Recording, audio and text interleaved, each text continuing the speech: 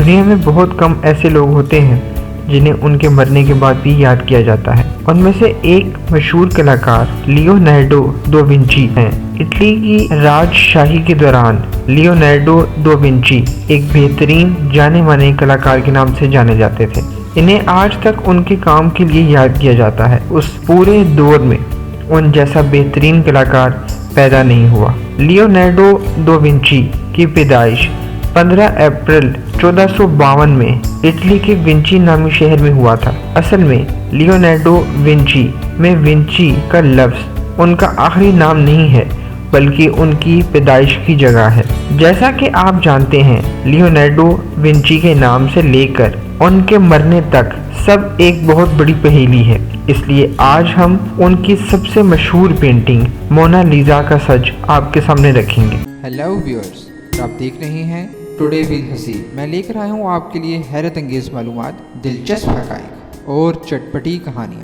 मेरे चैनल को सब्सक्राइब करें और बेल आइकन पर ज़रूर क्लिक करें। दुनिया में जो सबसे मशहूर और हैरत अमोज पेंटिंग है वो है मोना लिसा पेंटिंग, जिसने दुनिया भर को सोचने पर मजबूर कर दिया है। मैं जानता हूँ कि मोना लिसा की पेंटिंग के बारे में सुनते ही आप लोगों के दिमाग में कई सवालात उजागर हुए हैं। आज मैं आपको उन सब सवालात के जवाब तफसील से बताऊंगा। माना जाता है कि अलग अलग एंगल से देखने पर मोना लिसा की स्माइल बदलती रहती है। कई साइंसदानों का ये कहना है कि उस पेंटिंग के कई राज दफन हैं और कैसे 500 साल तक किसी भी इंसान ने मोना लिसा की पेंटिंग के अंदर छुपे हुए एलियन को नहीं पहचाना।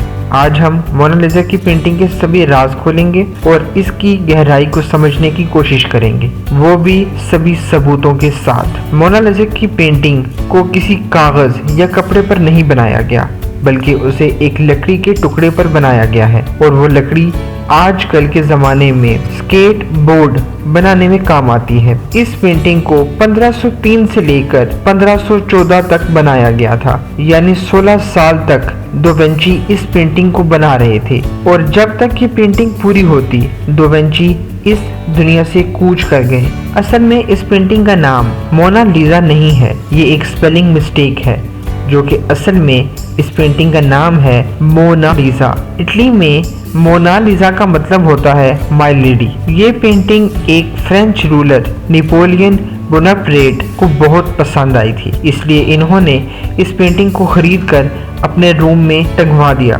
लियोनार्डो विंची को मोना लिसा की पेंटिंग अपनी सभी पेंटिंग में से सबसे ज्यादा पसंद थी। वह जब भी कहीं जाते तो वो मोना लिसा की पेंटिंग को अपने साथ लेकर जाते। तो विंची ने जब इस पेंटिंग को बनाना शुरू किया था तब वो 51 साल के थे। सन 1797 में मोना लिसा की पेंटिंग पेरिस के म्यूजियम लोवर में पाई गई। इसकी हकीकत किसी को नहीं पता कि वो पेंटिंग पेरिस के इस म्यूजियम में कैसे पहुंची। 21 अगस्त 1911 में वो पेंटिंग म्यूजियम से चोरी हो गई थी और 10 साल बाद वो पेंटिंग फिर से मिल गई।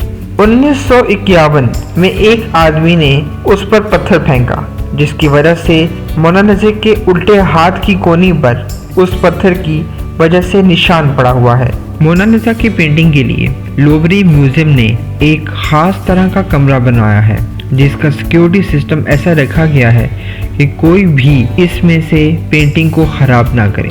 इस कमरे को बनवाने के लिए म्यूजियम ने 50 करोड़ रुपए तक खर्च किए हैं। ये पेंटिंग एक बुलेट प्रूफ ग्लास के अंदर हिफाजत से रखी गई है। 14 दिसंबर 1962 में मोना लिसा की पेंटिंग $100 मिलियन की थी, यानी 680 करोड़ रुपए की थी और आज के साल में ये पेंटिंग $790 मिलियन की है, यानी 5380 करोड़ रुपए की है। अब आपको मोना लिसा की पेंटिंग की काफ़ी मालूमात मिल चुकी हैं, तो अब हम इसके पीछे की हकीकत पता लगाएंगे। दा विंची ने ये कभी नहीं बताया है कि इस पेंटिंग में मौजूद जो औरत है वो कौन है। उन्होंने अपनी लिखी हुई किसी भी किताब में इसका जिक्र नहीं किया। एक किताब में भी मोना लिसा से जुड़ा एक भी सुराग मौजूद नहीं। दोस्तों, अब ये सवाल उठता है कि आखिरकार ये मोना लिसा कौन है। सबसे पहले साइंसदान ये कहते थे कि दा विंची ने पेंटिंग बनाते वक्त मदर मैरी को दिमाग में रखते हुए बनाया है, या शायद उसने इस पेंटिंग में अपनी माँ का चेहरा बनाने की कोशिश की होगी और कई साइंसदानों का मानना ये भी है कि दा विंची ने इस पेंटिंग में अपने आप को एक औरत के रूप में सांच दिया होगा, लेकिन इसमें से कुछ भी सच नहीं है। अगर हम इस ज़माने के किसी भी इंसान को देखें तो मोनालिसा की शक्ल किसी भी इंसान से नहीं मिलती। तो आखिर में कौन है मोनालिसा? इस राज को जानने के लिए हमें आपको दा विंची से जुड़ी अनसुनी कहानी बतानी होगी। दा विंची के एक दोस्त ने उन्हें एक खत लिखा था जो कि 2005 में मिला, और इस खत के मुताबिक अक्टूबर 1503 में लिखा गया था। जब वो खत लिखा गया था तो इस वक्त दा विंची के दोस्त फ्रेंच डेस्टोकल जियाकार्डो की पेंटिंग पर काम कर रहे थे। जियाकार्डो की बीवी का नाम था लीसा जियाकार्डो। दूसरे बेटे की पैदाइश और नए घर बनने की खुशी में जियाकार्डो ने दा विंची से इसकी बीवी की पेंटिंग बनाने को कहा था। तो इस खत के मुताबिक हमें पता चलता है कि जिस वक्त ये खत लिखा गया था तो इस वक्त दा विंची मोनालिसा की पेंटिंग पर काम कर रहे थे। लेकिन हम ये पूरी तरह से नहीं कह सकते कि मोनालिसा की पेंटिंग असल में लीसा जियाकार्डो की है। कुछ साइंसदान ये भी कहते हैं कि लीसा की हाफ पेंटिंग मोनालिसा से मिलती नहीं है। 2004 में एक साइंसदान जिसका नाम कोटी पास्कल था, उसने मोनालिसा की पेंटिंग को स्पेक्ट्रल लाइट की हाई इंटेंसिटी लाइट और मल्टी लेंस कैमरा की मदद से कई अलग अलग लेयर्स निकाल ली, और ऐसा करने पर जो पता चला इसने पूरी दुनिया को हैरान कर दिया, क्योंकि इसकी रिसर्च से ये पता चला है कि जो पेंट दा विंची ने इस्तेमाल किया था इसकी मोटाई 40 माइक्रोमीटर थी, यानी कि एक बाल से भी ज्यादा पतली।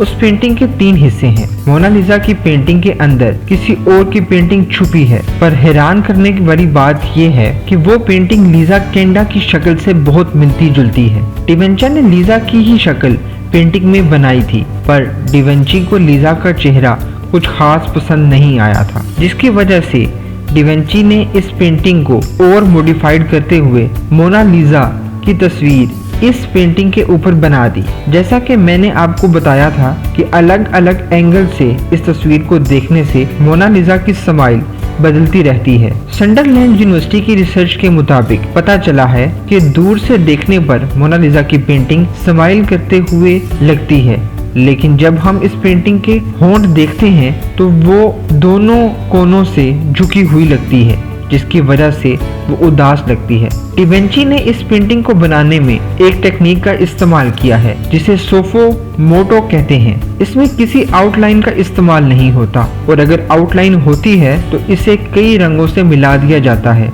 आज तक कोई भी इंसान इस टेक्निक को इतनी परफेक्शन के साथ इस्तेमाल नहीं कर पाया जितनी परफेक्शन से दा विंची ने इसे इस्तेमाल किया था। असल में मोनालिसा की बदलती स्माइल का सिर्फ ये राज नहीं है। असल में जो राज है वो ये है कि जब मोनालिसा की आंखों में देखते हैं तो वो एक खुशनुमा इंसान से मिलती जुलती है, और जब हम मोनालिसा के होंठों को देखते हैं तब वो मुस्कुराहट गायब हो जाती है। मोनालिसा की पेंटिंग के अंदर खुफिया मैसेज भी है। दा विंची को पेंटिंग के अंदर मैसेज छुपाना खूब आता था। मोनालिसा के उल्टे हाथ की तरफ छुपा हुआ एक मैसेज है, वहाँ कुछ अल्फाज लिखे हुए हैं। अगर हम इन अल्फाज को क्रोनोलॉजिकली देखें तो वो लफ्ज थे ला पिसाता सी टोरोवा क्वी। ये इटालियन जुबान में लिखे गए हैं, जिसका मतलब है द आंसर इज हेयर, यानी कि इस पेंटिंग का अब हमें मुकम्मल राज पता चलने वाला था, जहां इस पेंटिंग को पूरा राज दफन था। क्योंकि कुछ ही वक्त पहले